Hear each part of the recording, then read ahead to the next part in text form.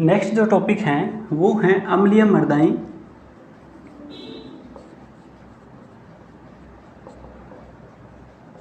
एवं उनका प्रबंधन। अम्लीय मृदा और उसका प्रबंधन। तो हम देखते हैं कि ये जो अम्लीयता होती हैं ये दो प्रकार की होती है। अम्लीयता दो प्रकार की होती है। कौन कौन सी होती हैं?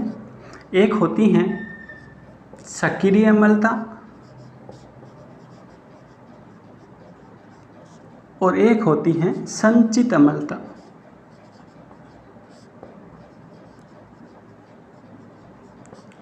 सक्रिय अम्लता क्या होती हैं, आइए देखते हैं।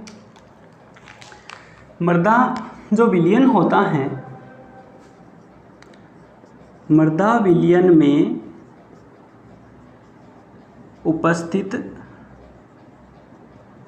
आयन के कारण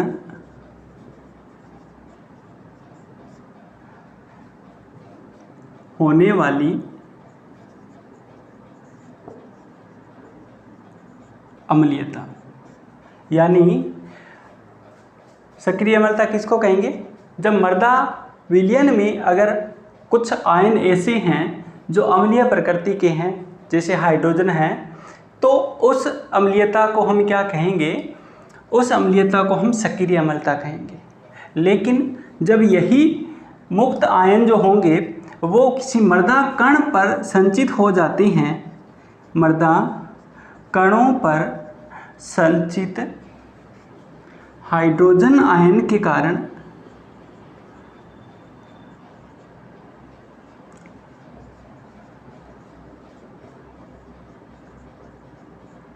उत्पन्न अम्लीयता। यानी इस अम्लीयता के कारण क्या होता है, हाइड्रोजन आयन जो हैं वो मृदा कणों पर आकर के संचित हो जाते हैं और वहाँ से क्या करते हैं, क्षारीय आयनों को हटा देते हैं। जैसे कैल्शियम है, मैग्नीशियम है, इनको हटा करके इनकी जगह क्या बन जाता है, हाइड्रोजन आयन ले लेता है इसकी जगह। तो उसको हम क्या कहते हैं, संचित अम्लीयता कहेंगे।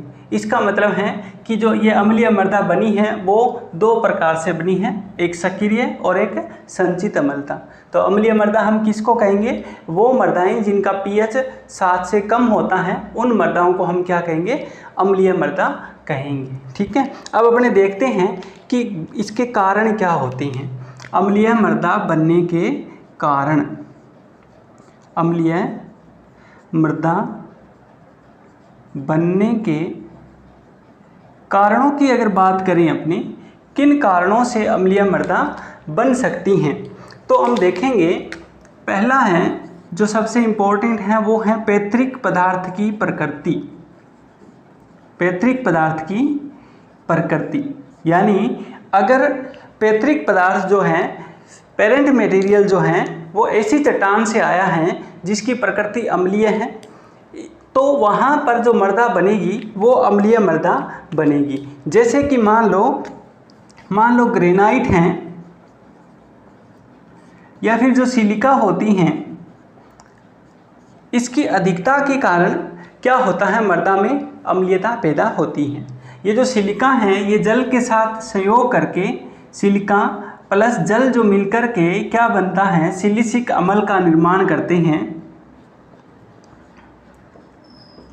सिलिसिक या आर्थोसिलिसिक अम्ल का निर्माण करते हैं। तो ये आगे चल कर के क्या करते हैं, अम्लीयता पैदा कर देती हैं। ठीक है, दूसरा कारण है कार्बनिक पदार्थ। जब भी हम मृदा में कोई कार्बनिक पदार्थ मिलाते हैं तो उसका विघटन होता है। विघटन के फलस्वरूप क्या होगा, CO2 बनेगी, फलस्वरूप CO2 बनती हैं और इसके साथ साथ में कार्बनिक अम्लों का निर्माण होता है। तो वही कार्बनिक अम्ल जो हैं आगे चल कर के मृदा में अम्लीयता का निर्माण करते हैं। कार्बनिक अम्लों का क्या होता है, निर्माण होता है। कब? जब कार्बनिक पदार्थ का विघटन होता है। इसी प्रकार से अगर हम रासायनिक उर्वरकों में अम्लीय उर्वरक काम में लेते हैं ज़्यादा, अम्लीय उर्वरकों का अगर हम लगातार प्रयोग करेंगे तो हमारी मृदा जो है वो अम्लीय हो जाएगी। जितने भी अमोनियम उर्वरक होते हैं जैसे अमोनियम सल्फेट या अमोनियम क्लोराइड, ये सारे जो हैं ये वो क्या होते हैं, इनकी प्रकृति जो है अम्लीय होती हैं। इस कारण से ये मृदा में अम्लता पैदा कर देती हैं।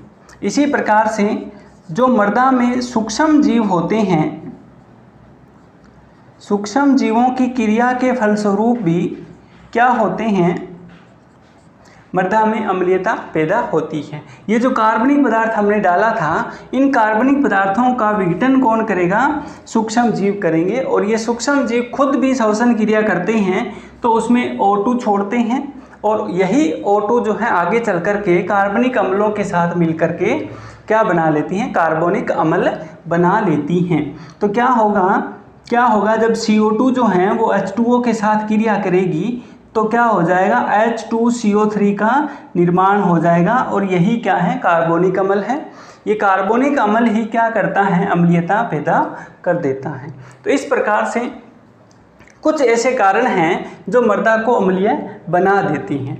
अब हम देखेंगे इस अम्लीयता को दूर कैसे किया जा सकता है या इसके उपाय क्या हैं, वो देखते हैं अपने।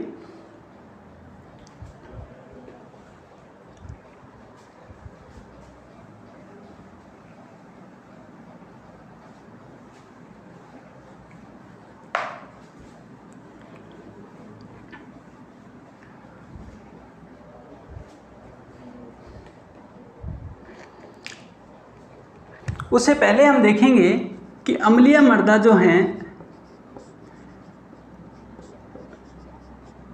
पौधों पर क्या प्रभाव डालती हैं, पौधों पर क्या प्रभाव डालेगी। तो पौधों पर प्रभाव की अगर हम बात करें तो अम्लीय मृदा में क्या होगा, जड़ों की हानि होती है, यानी कि जड़ों को नुकसान पहुंचता है जब मृदा ज़्यादा अम्लीय होती है। दूसरा, मृदा विलयन की सांद्रता जो होगी, मृदा विलयन की सांद्रता जो होगी अधिक होने से क्या होगी, सांद्रता अधिक होगी तो जल ग्रहण में क्या आ जाएगी, दिक्कत आ जाएगी। जल ग्रहण में समस्या होती हैं। पौधा जो है अधिक सांद्रता वाला जल ग्रहण नहीं कर पाता है और पौधा क्या करेगा, पानी की कमी को प्रदर्शित करेगा। ठीक है। इसके अलावा पौधों पर क्या प्रभाव पड़ेगा कि पौधे जो हैं, पौधों को कुछ पोषक तत्व जैसे कैल्शियम है, मैग्नीशियम है, सोडियम है, पोटेशियम है की कमी हो जाएगी। क्यों? क्योंकि अम्लीय मृदाओं में ये पोषक तत्व जो हैं पौधा कम ग्रहण कर पाता है। इसके साथ ही अगर हम और देखें इसके प्रभाव, तो मृदा में जो सूक्ष्म जीव हैं वो न्यूट्रल पोजीशन पर ज़्यादा एक्टिव रहते हैं। सूक्ष्म जीवों की क्रियाशीलता क्या हो जाएगी, कम हो जाएगी, क्रियाशीलता कम हो जाएगी। ठीक है। तो जो लाभदायक जीव जो होते हैं जैसे बैक्टीरिया हैं और एक्टिनोमाइस्टीज हैं, ये जो हैं ये सूक्ष्म जीव कम हो जाएंगे और अम्लीय मृदा में कवकों की वृद्धि तेज़ी से होती है, जिस कारण से क्या हो जाएगा, पौधों में कवक जनित रोग जो हैं, पौधों में कवक जनित रोगों का प्रकोप बढ़ जाएगा। पौधों में कवक जनित रोगों का प्रकोप अधिक होगा। ये बहुत से ऐसे फैक्टर हैं जो पौधों पर जो है अपने को दिखाई देंगे या पौधों को नुकसान करते हैं अम्लीय मृदा के अंदर। अब हम देखेंगे इसका उपचार कैसे किया जा सकता है। तो अम्लीय मृदा का उपचार जो है वो किसके द्वारा किया जाता है, चूने के द्वारा मोस्टली किया जाता है।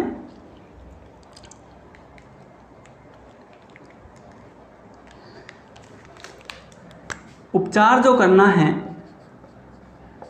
वो कैसे किया जा सकता है, तो उपचार में हम देखते हैं सबसे पहले तो हम करेंगे उस मर्दा का जल निकास। किसी भी मर्दा का अगर हम जल निकास ठीक से कर पाते हैं तो उसकी अम्लीयता को कम किया जा सकता है। दूसरा, क्षारीय उर्वरकों का प्रयोग करेंगे हम।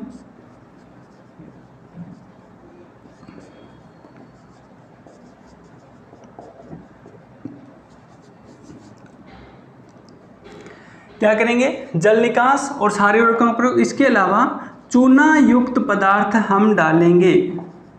चूना युक्त पदार्थ का इस्तेमाल करेंगे। तो इस्तेमाल करेंगे तो क्या होगा?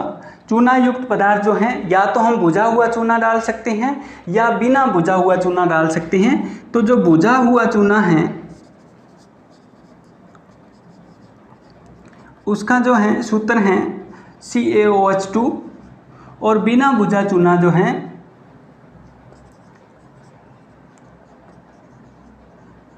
उसका सूत्र है CaO। ठीक है, तो अगर हम ये मर्दा में डालेंगे CaOH2 या ये डालेंगे तो क्या होगा? CaO जब हम मर्दा में डालेंगे तो ये मर्दा में उपस्थित जल के साथ क्रिया करके और क्या बन जाएगा? बुझे हुए चूने में परिवर्तित हो जाएगा। तो चाहे तो हम बिना बुझा चूना डाल दें, चाहे हम जो है बुझा हुआ चूना डाल दें, दोनों एक ही बात है। अब ये क्या करता है? CaOH जो है, CaOH2 जो है, ये क्या करता है? ये करता है CO2 के साथ क्रिया करता है और CaCO3 बना लेता है। CaCO3 बना लेता है और पीछे जो है वो जो है H2O बच जाता है। ठीक है, तो यहाँ पर हम देखेंगे कि ये बन गया कैल्शियम कार्बोनेट। ये बन गया कैल्शियम कार्बोनेट। यही कैल्शियम कार्बोनेट जो है आगे चल कर के मृदा सुधारक का काम करता है। तो हम देखेंगे क्या कि कैल्शियम कार्बोनेट कैसे सुधार करता है मृदा के अंदर। एक अभिक्रिया के द्वारा समझते हैं। ये मान लो कोई मृदा कण है जिसके ऊपर जो है क्या है? हाइड्रोजन आयन है, ये क्ले पार्टिकल हैं, और इसके अंदर हमने डाल दिया कैल्शियम कार्बोनेट। कैल्शियम कार्बोनेट डाल दिया तो ये आगे चल कर के क्या होगा? ये हाइड्रोजन आयन जो है इस कैल्शियम आयन से क्या हो जाएंगे? रिप्लेस हो जाएंगे। तो क्या होगा? यहाँ पर इस क्ले पर तो क्या आ जाएगा? कैल्शियम आयन आ जाएंगे, और ये हाइड्रोजन जो है ये H2O और इसके साथ क्रिया करके H2O और CO3 में टूट जाएगा। तो इस प्रकार से हमारी जो मृदा होगी वो कैल्शियम युक्त हो जाएगी, यानी कि उसका pH क्या हो जाएगा? अधिक हो जाएगा। तो ये क्रिया जो है कर लेती हैं। इसके अलावा जो है इसमें हम उपचार के अंदर ऐसी फसलें भी लगा सकते हैं जो अम्लीयता सहनशील हो, जिसमें कुछ घास ऐसी हैं जो अम्लीयता सहन करती हैं, उनको लगा सकते हैं। या फिर हम मध्यम सहनशील फसलें जो हैं वो भी लगा सकते हैं। जैसे उच्च सहनशील की बात करें अगर हम, उच्च सहनशील फसल की बात करें अगर हम, तो उसमें आती है राई आ जाएगी और घासें आ जाएंगी। मध्यम की बात करें अगर हम, मध्यम सहनशील फसल की बात करें अगर हम, तो उसमें जो है गेहूँ, जौ, ज्वार, बाजरा ये आ जाएंगी। लेकिन बिल्कुल ही अल्प जो सहनशील हैं वो फसलें हमें नहीं लगानी हैं इस प्रकार की मृदाओं में।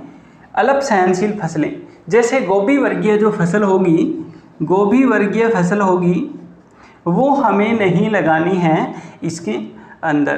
तो हम इस प्रकार से उनका प्रबंध कर सकते हैं। नेक्स्ट जो है अपने पास में है लवणीय मृदा और उनका प्रबंध। क्या करेंगे? हम देखेंगे लवणीय मृदा और उसका प्रबंध देखेंगे।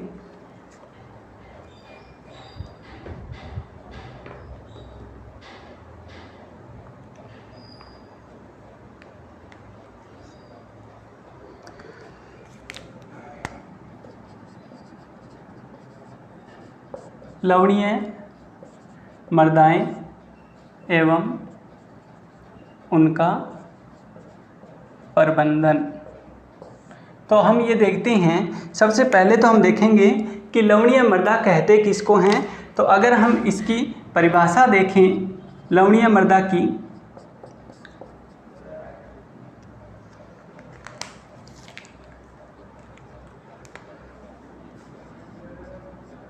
मृदा के संतृप्त निचोड़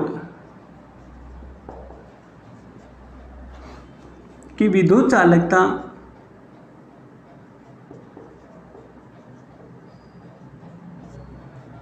चार डेसीसाइमेंस प्रति मीटर से कम हो, 4 डेसीसाइमेंस प्रति मीटर से अधिक, उसका पीएच 8.5 से कम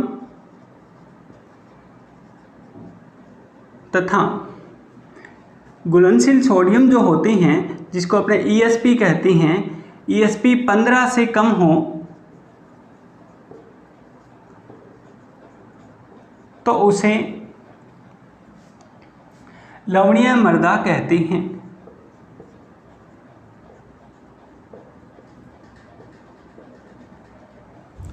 यानी ऐसी मृदा जिसके संतृप्त निचोड़ की विद्युत चालकता 4 डेसीसाइमेंस प्रति मीटर से ज़्यादा हो और उसका पीएच 8.5 से कम हो और उसकी सोडियम जो घुलनशीलता प्रतिशत है वो 15 से कम हो, तो हम उसको क्या कहेंगे, लवणीय मृदा कहेंगे।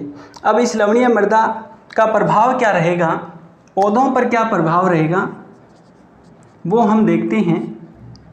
तो प्रभाव में हम देखेंगे कि एक तो कुछ ऐसे पोषक तत्व जैसे एल्यूमिनियम है, आयरन है, यहाँ तक कि अपने फास्फोर जो हैं वो भी, कोबाल्ट भी की कमी हो जाती हैं।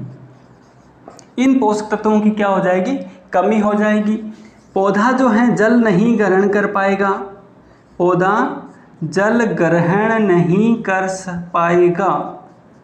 क्यों? क्योंकि सांद्रता क्या हो जाएगी, ज़्यादा हो जाएगी। इसके अलावा यहाँ पर जड़ जो हैं वो गलने लग जाती हैं, अधिक सांद्रता के कारण जड़ जो हैं गलने लग जाती हैं। ये कुछ प्रभाव हैं जो लवणीय मृदा के हमारे पौधों पर दिखाई देते हैं। इसके कारण की अगर हम बात करें कि किन कारणों से बनती हैं ये मृदा, तो हमें अम्लीय मृदा देखी थी जिसमें पीएच कम हो रहा था, उसके बिल्कुल विपरीत कारक जो हैं हमें यहाँ पर भी देखने को मिल जाते हैं। तो कारण की बात करें तो सबसे पहला आता है पैतृक पदार्थ। सबसे पहला आता है पैतृक पदार्थ, यानी कि जिन चट्टानों से हमारी मृदा का निर्माण हुआ है वो जो हैं किस प्रकार की गुणों वाली हैं, उसी को हम क्या कहेंगे, पैतृक पदार्थ कहेंगे, और उसी से उस प्रकार की मृदा का निर्माण होगा। दूसरा जो है लगातार क्षारीय उर्वरकों का प्रयोग। लगातार क्षारीय उर्वरकों का प्रयोग जो है वो मृदा को क्या कर देगा, जो है लवणीय बना देगा। इसी प्रकार से जो जलवायु है, जलवायु अगर शुष्क हैं, शुष्क जलवायु हैं, वह तापमान अधिक हैं यानी कि वाष्पोत्सर्जन ज़्यादा हो रहा है, ऐसी स्थिति में भी लवणीय मृदा बन जाती हैं। इसके अलावा यहाँ पर हम देखेंगे जल निकास की उचित व्यवस्था ना हो तब भी क्या होगा, मृदा लवणीय बन जाती हैं। उचित ना हो यानी कि जल भराव की स्थिति हो तब भी क्या हो जाता है, लवण जो है वो इकट्ठे हो जाती हैं। तो ऐसे कुछ कारण हैं जिनसे मृदा क्या हो जाएगी, लवणीय हो जाएगी। ठीक है, अब हम इनका प्रबंधन देखेंगे किस प्रकार से हम इन लवणीय मृदाओं को जो है ठीक कर सकते हैं। तो ठीक करने के लिए हमारे पास में कुछ पैटर्न हैं, उसको हम अपना सकते हैं। जैसे सुधार के उपाय जो हैं,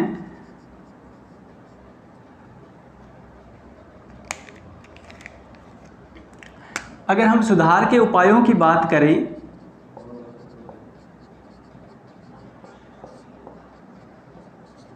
सुधार के अगर हम उपायों की बात करें तो सबसे पहले तो हमें जहाँ जहाँ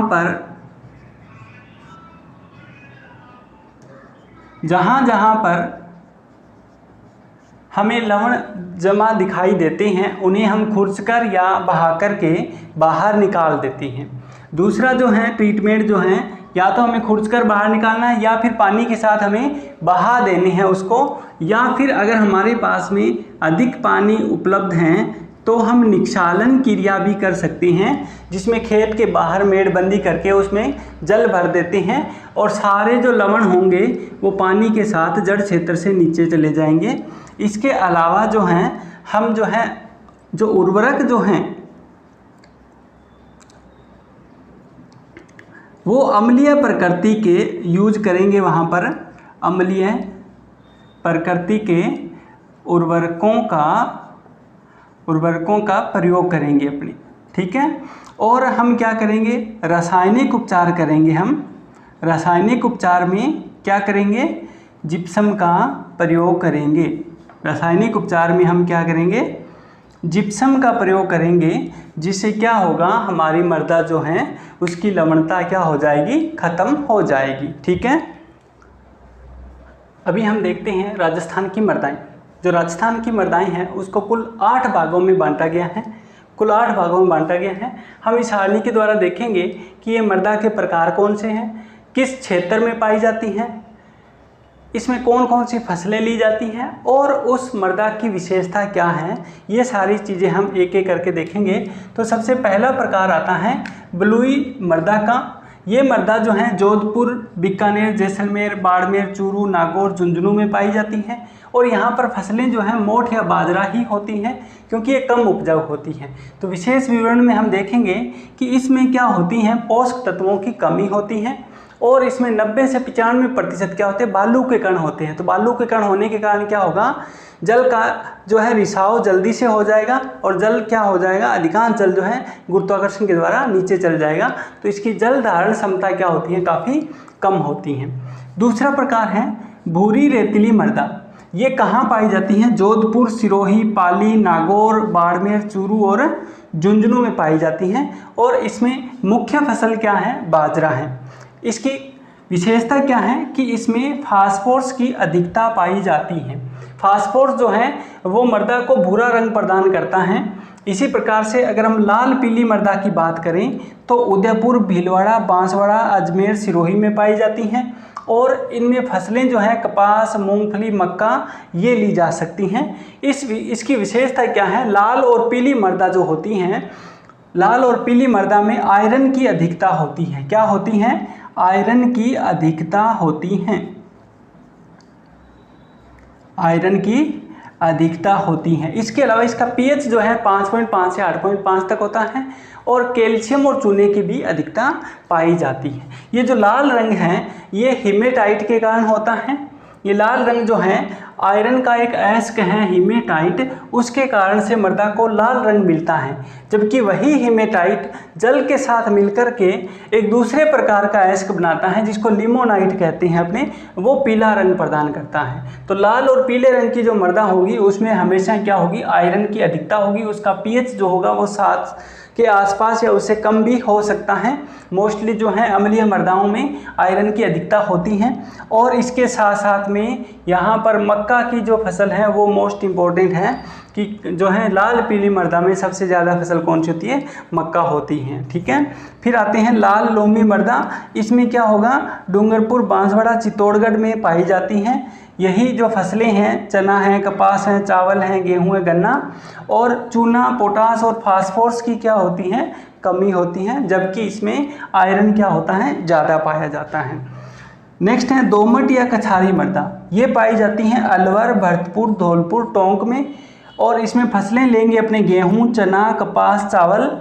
और ये इसकी विशेषता क्या है, ये नदियों के किनारे की मृदा हैं, नदियों के किनारे की मृदा है। तो ये मृदा जो है बहुत उपयोगी होती है खेती के लिए और मोस्टली इसमें सब्जियों की खेती बहुत ज़्यादा की जाती है और उपजाऊपन इसका क्या होता है, ज़्यादा होता है। नेक्स्ट आता है काली मृदा। ये उदयपुर संभाग में और कोटा संभाग में पाई जाती हैं। जो चंबल नदी का जो बहाव क्षेत्र है वहाँ पर, और इसमें कपास और सोयाबीन सबसे ज़्यादा होता है और कार्बनिक पदार्थ ज़्यादा होने के कारण इसका रंग क्या होता है, काला होता है। फिर आता है लाल और काली मिश्रित मृदाएं।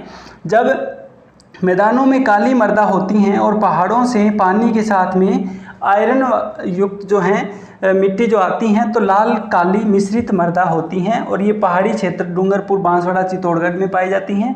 कपास और मक्का इसकी प्रमुख फसलें हैं। कमी इसमें कैल्शियम की होगी, नाइट्रोजन की होगी और फास्फोरस की होगी। ठीक है। नेक्स्ट आता है भूरी रेतीली मृदा।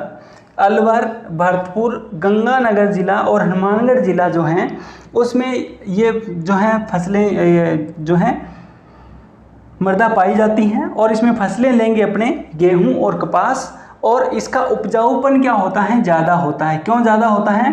क्योंकि ये मृदाएं नदियों के द्वारा लाकर जो तलछट जमा किया जाता है उससे बनती हैं। तो इस प्रकार से हम ये देखेंगे कि राजस्थान की जो मृदाएं हैं उसमें कुछ मृदाएं काफ़ी ज़्यादा उपजाऊ हैं, लेकिन यहाँ पर जो जैसलमेर, बाड़मेर में जो रेतीला अपना थार का रेगिस्तान है उसकी मृदा जो है वो बहुत कम उपजाऊ है, क्योंकि उसमें बालू का प्रतिशत ज़्यादा है। ठीक है।